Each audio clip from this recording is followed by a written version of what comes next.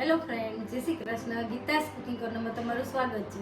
તો મહાશિવરાત્રી નજીક આવી રહી છે, તો મહાશિવરાત્રી નિમિત્તે આપણે સકરિયાનો શીરો ઘરે બનાવીશું. તો આજે હું એ રેસીપી તમારી સાથે શેર કરું.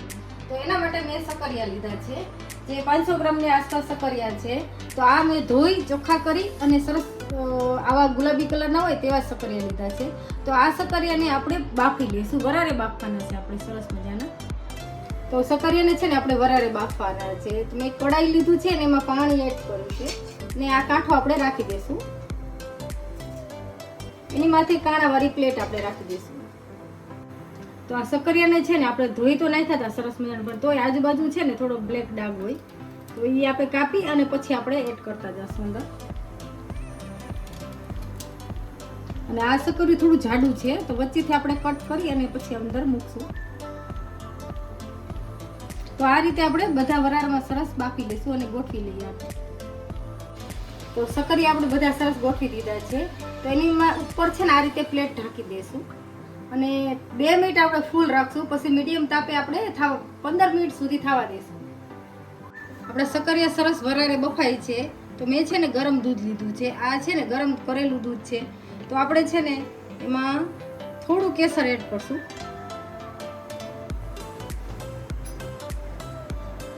અને પલાળીને રાખી દઈશું. આગળ આપણે શીરો જ્યારે બનાવશું ને એમાં એડ કરશું.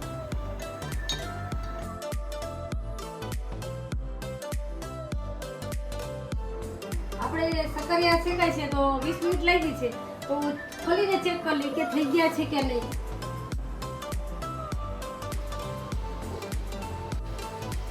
તો આપણા સકરિયા છે ને એકદમ સરસ બફાઈ ગયા છે.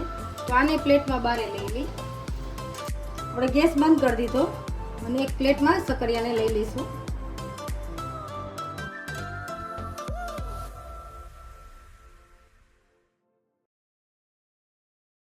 સકરિયાને છે ને આપણે ઠંડા કરવા દઈશું.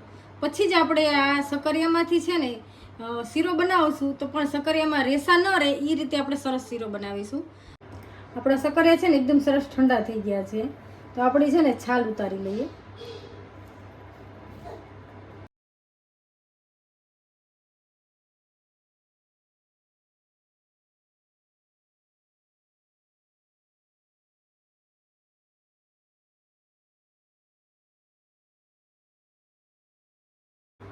આ રીતે બધા સકરિયાને આપણે છાલ ઉતારી લઈશું. આપણે બધા સકરિયાને છે ને છાલ ઉતારી લીધી છે અને એક નીચે પ્લેટ રાખી અને ઉપર આ રીતે ખમણી રાખી છે. તો આને છે ને આપણે ખમણી લઈશું સકરિયા બધાને. તો રેસાના ભાગ છે ને બધા નીકળી જશે.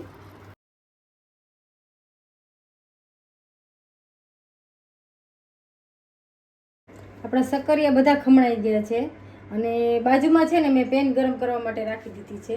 તો એમાં છે ને આપણે ગેસ ચાલુ કરશું અને 2 ચમચી ઘી એડ કરી અને પેલા ડ્રાયફ્રૂટ આપણે તળી લેવાના છે.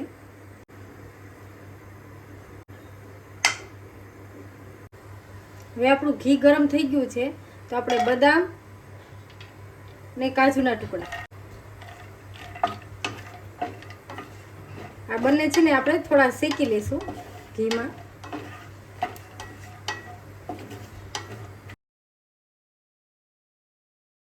આપણા છે ને ડ્રાયફ્રૂટ બ્રાઉન થઈ ગયા છે.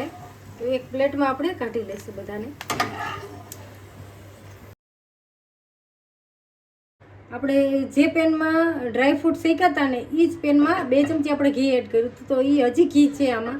તો આટલા જ ઘીમાં આપણે આ સકરિયાનો જે માવો બનાવીને રાખ્યો છે ને એને આપણે એડ કરી દઈ. તો આમાં આપણે બહુ ઘીનો ઉપયોગ નથી કરવાનો. આ સકરિયાનો શીરો બનાવવા માટે ઘીનો બહુ ઉપયોગ નથી થતો, ઓછો જ ઘીનો ઉપયોગ થાય છે. અને આ સકરિયાના શીરામાં બનતા પણ જરાય વાર નથી લાગતી, કારણ કે આમાં જે ભીનાશ હોય ને એ જ આપણે કાઢવાની છે, બહુ શેકવાનો પણ નથી.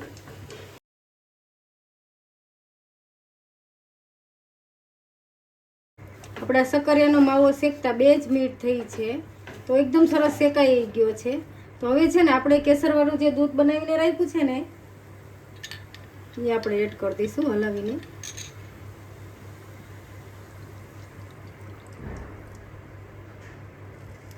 અને આપણે સકરિયા છે ને એકદમ મીઠા હોય છે, તો આપણે ખાંડ ઓછી જ એડ કરવાની છે. તો હું અત્યારે 500 ગ્રામ સકરિયામાં 3 ચમચી ખાંડ એડ કરું છું. તમને જેટલું મીઠું પસંદ હોય એટલી તમે ખાંડ એડ કરી શકો. ને ફ્લેવર માટે આપણે એલચી પાવડર થોડો એડ કરશું. અને આ બધું એકદમ સરસ આપણે હલાવીને પાછું મિક્સ કરી અને પાછું ચડવા દઈશું.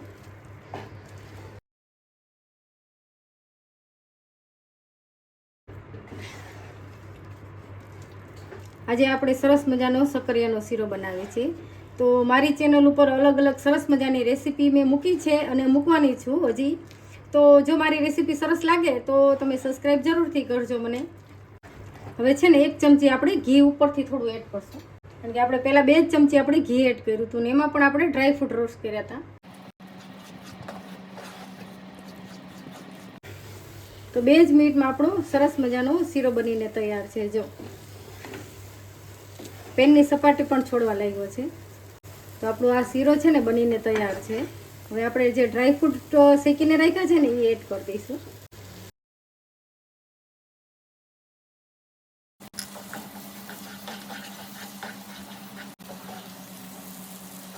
કેટલો સરસ આપણે ડ્રાય ફ્રૂટ અને કેસરથી ભરપૂર શક્કરિયાનો શીરો બનાવ્યો છે.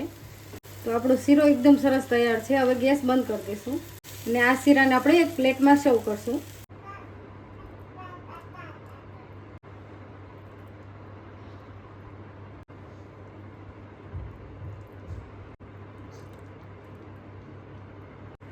પિસ્તાની કતરણથી આ રીતે ગાર્નિશ કરીશું આપણે. તો મહાશિવરાત્રી નિમિત્તે આપણે સરસ મજાનો શક્કરિયાનો શીરો કરેલો છે. જો તમે શક્કરિયા બાફીને રાખ્યા હોય તો 2 જ મિનિટમાં બનીને તૈયાર થઈ જાય છે. જો મારી આ શક્કરિયાને શીરાની રેસીપી તમને ગમે તો લાઈક, શેર અને સબસ્ક્રાઈબ જરૂરથી કરજો અને મને કોમેન્ટ કરીને કહેજો કે મારા આ શીરાની રેસીપી તમને કેવી લાગી. Thank you.